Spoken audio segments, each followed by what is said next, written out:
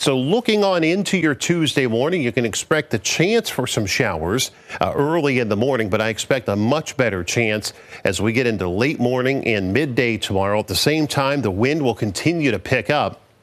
Notice the temperatures by lunchtime still in the 30s. So this is going to be a cold rain coming down with that gusty wind tomorrow. Slowly but surely, the temperature keeps climbing tomorrow. I don't expect our high temperatures until tomorrow evening into tomorrow night.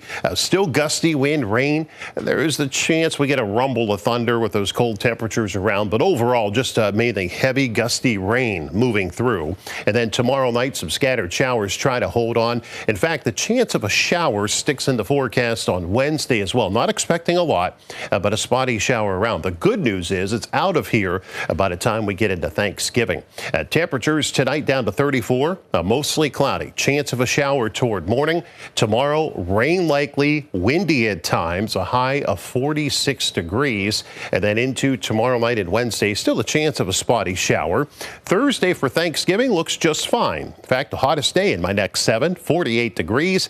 Dry weather continues, but the clouds stick around Friday and Saturday. Chance of showers return Sunday and cold enough for some snowflakes by next Monday.